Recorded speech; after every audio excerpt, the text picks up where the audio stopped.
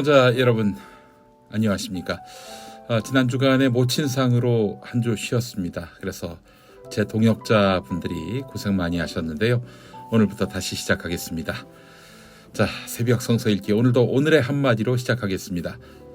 결혼 생활 중에 제일 힘들었던 때는 너의 할머니, 아마 글을 쓴 사람의 시어머니겠지요. 너의 할머니의 병수발을 하던 몇 년이었다. 끼니 때마다 밥을 떠먹이고 소변을 받아내고 심지어 비닐 장갑을 껴야 할 때마다, 그러니까 대변을 닦아낼 때마다 내 엄마야, 이분은 내 엄마라고, 불쌍한 내 엄마야 라고 주문을 걸면 정말 내 엄마처럼 느껴졌어. 돌아가시기 직전까지 너만 있으면 된다라면서 나를 딸처럼 생각해 주셨으니 너의 할머니는 내 엄마가 맞았어. 네, 김재용의 엄마의 주례사 중에서 골라봤습니다. 자, 오늘 룻기 1장 1절에서 18절까지 말씀입니다. 룻기. 네, 성경이 말하는 가장 모범적인 며느리로 꼽히죠. 룻이요. 자, 룻기 1장 1절에서 18절까지입니다. 사사시대에 그 땅에 기근이 든 일이 있었다. 그때 유다 베들레헴 태생의 한 남자가 모압 지방으로 가서 임시로 살려고 아내와 두 아들을 데리고 길을 떠났다. 그 남자의 이름은 엘리멜렉이고 아내의 이름은 나오미이며 두 아들의 이름은 말론과 기디온이다.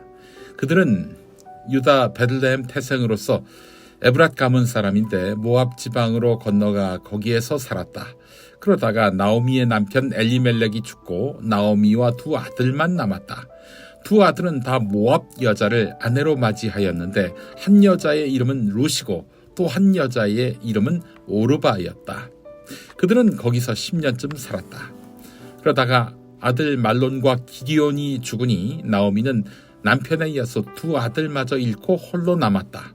모압 지방에서 사는 동안에 나오미는 주님께서 백성을 돌보셔서 고향에 풍년이 들게 하셨다는 말을 듣고 두 며느리와 함께 모압 지방을 떠날 채비를 차렸다.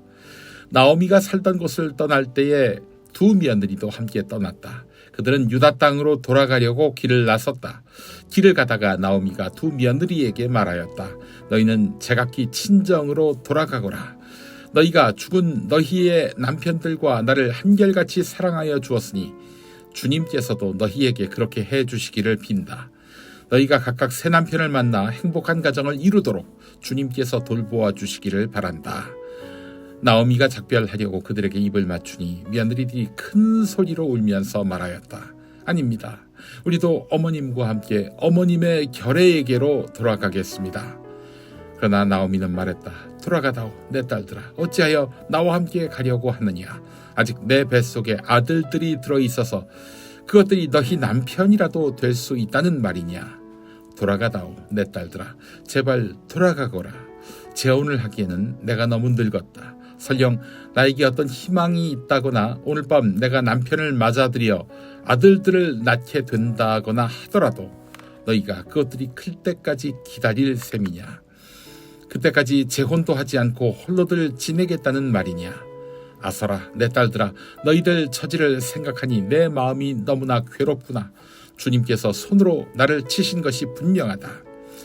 그들은 다시 한번 큰 소리로 울었다. 마침내 오르바는 시어머니에게 입맞추면서 작별 인사를 드리고 떠났다. 그러나 룻은 오히려 시어머니 곁에 더 달라붙었다. 그러자 나오미가 다시 타일렀다.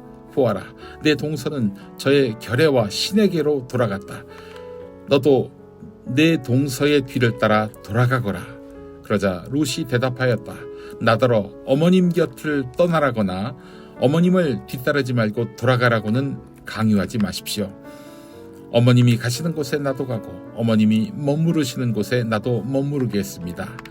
어머님의 결례가 내 결례이고 어머님의 하나님이 내 하나님입니다. 어머님이 숨을 거두시는 곳에서 나도 죽고 그곳에 나도 묻히겠습니다. 죽음이 어머님과 나를 떼어놓기 전에 내가 어머님을 떠난다면 주님께서 나에게 벌을 내리시고 또 더 내리신다 하여도 달게 받겠습니다. 나오미는 룻이 자기와 함께 가기로 굳게 마음먹은 것을 보고 더 이상 말리지 않았다. 성경 66권 중에서 여성의 이름으로 된 책, 여러분 뭐가 있을까요? 2권입니다. 룻기와 에스더입니다. 자, 룻기와 에스더 독특하지요. 이 중에 룻은 이스라엘 사람이 아닌 모압 출신의 이방 여인이라는 점에서 특이합니다. 네, 성경, 특히 구약은 하나님의 선민 이스라엘 백성의 역사를 기록한 것으로 되어 있는데, 이방인, 그것도 여성이 주인공으로 등장한다? 이것은 굉장히 주목할 부분입니다. 자, 룻이 어떻게 축복받는 사람이 됐을까요? 네, 모압 여인 룻이 이스라엘의 하나님 여호와를 믿음으로써, 야훼를 믿음으로써 이스라엘 공동체에 편입이 됐고, 그리고 룻의 손자가 누굽니까? 다윗의 아버지 이세 아니겠습니까? 정통 다윗 왕가의 조상이 된 것입니다. 자, 앞서 이방 여인 여리고 기생 라합이 없었다면은 과연 이스라엘이 가나안에 들어갈 수 있었을까요? 하나님의 역사는 유대인의 동무대가 아닌 것입니다. 구약 성경이 이걸 입증하는데 왜 유대인만의 하나님을 만들려 하는지 참 알다가도 모를 일입니다. 자, 오늘 1장 1절에서 5절은 룻의 시어머니 나오미에게 연속되는 불행, 이 불행을 소개하고 있습니다. 자, 이방 땅으로 가 살고 있는데 남편이 죽었습니다. 이방 여인들과 결혼한 2 아들도 다 죽습니다. 자, 그렇다면 나오미는 더 이상 이방 땅에 살 이유가 없었겠죠. 굶어 죽더라도 고향으로 돌아가겠다, 이렇게 마음을 먹습니다. 며느리들이 처음에는 동행합니다. 나오미는 가다가 아니 이 아이들은 왜 나를 따라오는가? 이미 자기 아들, 즉 남편이 다 죽었는데 왜 나를 따라오는가? 이런 생각을 했습니다. 그래서 돌아가라고 말합니다. 근데 며느리들이 돌아가라는 시어머니 말에 주저합니다. 계속 따라갑니다. 그러자 나오미가 다시 돌아가라고 합니다. 이 장면이 참 짠했습니다. 나오미는 청상 과부로 살 2 며느리의 미래를 염려했습니다. 근데 2 며느리는 어떻습니까? 시어머니가 이스라엘로 돌아가면 거기서 혼자 사셔야 할 텐데 돌아가시면 누가 장례를 치를까? 아니, 살아서 밥은 먹고 살 수 있을까? 아니, 베들레헴까지 돌아가는 길에 맹수라도 만나서 다치시는 건 아닐까? 염려가 됐던 것입니다. 며느리 그리고 시어머니 다 남편을 잃은 거 아니겠습니까? 다 같은 약자인데 서로가 서로를 걱정한 것입니다. 하나님은 이들을 매우 기쁘게 보신 게 아닌가 하는 생각이 듭니다. 결국 며느리 하나 오르바는 돌아가고 룻은 시어머니 나오미를 모시고 베들레헴으로 갑니다. 하나님은 불우한 여인 2명이 고통스럽게 살지 않도록 좋은 이웃을 많이 붙여주셨습니다. 마침내 보아스라는 나오미의 친족이 나오미와 룻을 잘 돌보았습니다. 나오미는 보아스와 며느리 룻을 연결해서 재혼하도록 했어요. 그렇게 결혼한 2 사람 사이에 아들이 태어났는데 이름이 오벳이지요. 오벳은 이새의 아버지요 다윗의 할아버지가 됩니다. 여러분, 약자끼리 서로 불쌍히 여기고 서로 도울 때 하나님이 제일 기뻐하십니다. 내가 지금 어려운데 누구를 돌보랴, 이렇게 생각되십니까? 이럴 때 도와보세요. 나보다 형편이 더 어려운 사람을.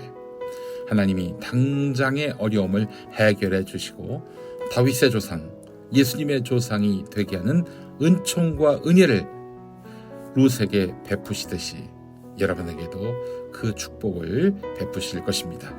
우리 모두 그렇게 하나님의 은총을 받는 백성이 되지 않으시겠습니까? 함께 기도하시겠습니다. 하나님, 우리가 믿음 생활, 신앙 생활을 넓은 시야를 갖고 하게 하옵소서. 눈앞에 보이는 것만 보지 않게 하시고 더 큰 은혜를 경험하게 하실 새로운 기회를 바라보게 하옵소서. 늘 따스함을 잃지 않으며 누구에게나 차별 없는 친절을 실천하는 것이 그리스도인의 의무임을 잊지 않게 해 주옵소서. 예수님의 이름으로 기도합니다. 아멘. 네, 오늘 함께할 찬양은 지영의 룻의 노래입니다. 자, 룻의 마음을 헤아리면서 이 노래 함께하시죠. 링크에 걸어놓았습니다. 네, 자, 1월 마지막 날이죠. 1월 31일 화요일 아침에 다시 인사드리겠습니다. 여러분 좋은 하루 되십시오.